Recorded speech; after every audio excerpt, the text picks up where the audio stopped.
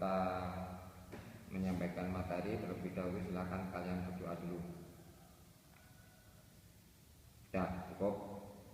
Untuk pertemuan selanjutnya, kelas 7, mari kita bahas potensi dan pemanfaatan sumber daya alam.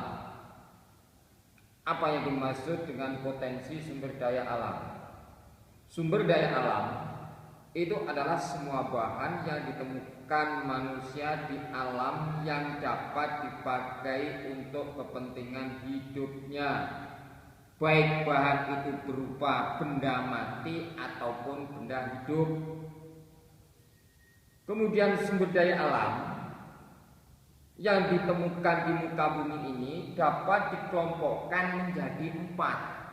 Yang pertama adalah sumber daya alam berdasarkan kemungkinan pemulihannya. Yang kedua sumber daya alam berdasarkan materi.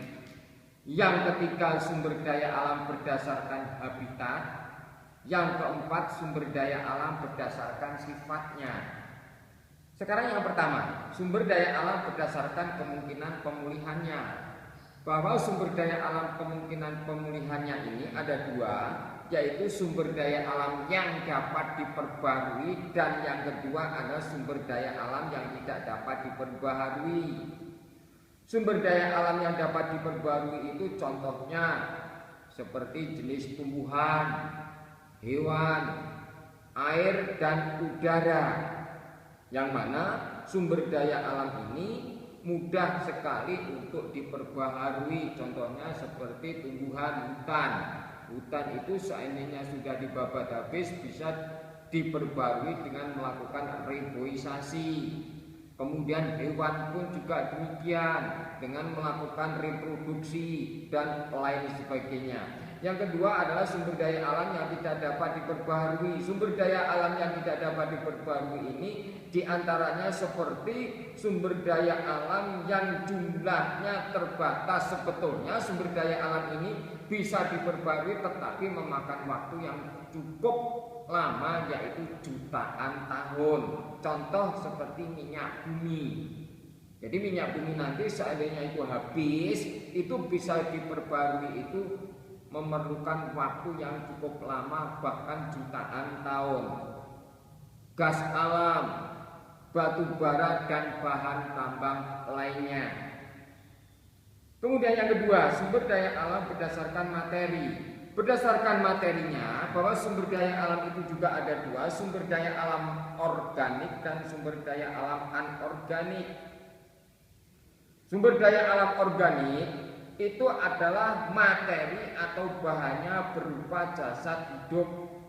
Contoh, tumbuhan dan hewan. Nah, kegiatan yang berhubungan dengan sumber daya alam organik itu antara lain seperti kehutanan, pertanian, peternakan, dan perikanan, yang mana kesemuanya itu adalah bisa dikembangkan. Kemudian yang kedua, sumber daya alam anorganik. Materinya berupa benda mati seperti benda padat, gas, dan cair. Nah, kegiatan yang berhubungan dengan sumber daya alam anorganik ini diantaranya seperti mineral, batu bara, minyak bumi, gas alam, dan energi. Itu adalah yang berkaitan dengan sumber daya alam berdasarkan materi. Yang ketiga, sumber daya alam berdasarkan habitat. Sumber daya alam yang berdasarkan habitatnya itu juga ada 2. Sumber daya alam daratan dan sumber daya alam perairan atau akuatik. Sumber daya alam daratan adalah sumber daya alam yang berhubungan dengan tanah, seperti lahan untuk berbagai aktivitas penduduk, sebagai bahan industri, keramik, genteng, dan lain sebagainya. Itu adalah yang berasal dari tanah.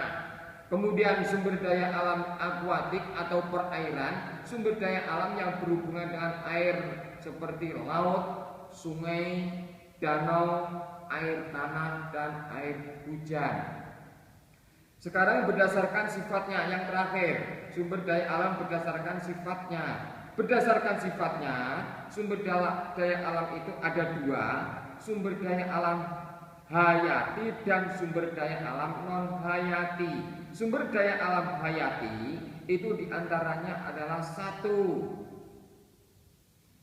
tumbuhan, pertanian, hewan. Sedangkan sumber daya alam non hayati itu diantaranya adalah hasil tambang, kemudian sumber daya air dan sumber daya tanah.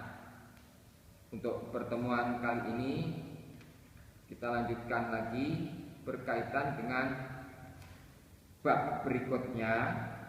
Maaf, subpokok bahasan berikutnya, potensi sumber daya alam tambang. Perlu kita ketahui anak-anak bahwa sumber daya alam tambang di Indonesia itu begitu banyaknya.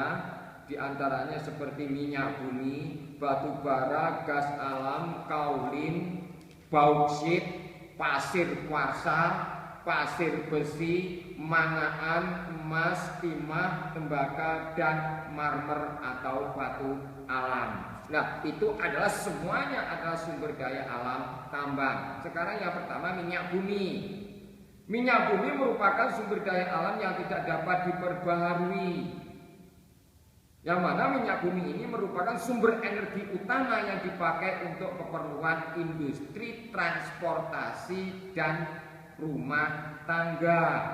Kemudian daerah-daerah penghasil minyak bumi di Indonesia itu diantaranya adalah Pulau Sumatera, Pulau Jawa, Pulau Kalimantan, Pulau Maluku, Pulau Papua. Yang kedua adalah batu bara. Batu bara adalah batuan sedimen yang berbentuk dari sisa-sisa tumbuhan yang telah mati dan mengendap selama jutaan tahun yang lalu. Nah, batu bara ini banyak dijumpai di daerah di Indonesia itu diantaranya seperti Kalimantan, Sumatera, dan lain sebagainya. Kemudian gas alam. Sumber daya alam yang tersedia di Indonesia, terutama gas alam, itu adalah memiliki cadangan sebesar 2,8 triliun kubik.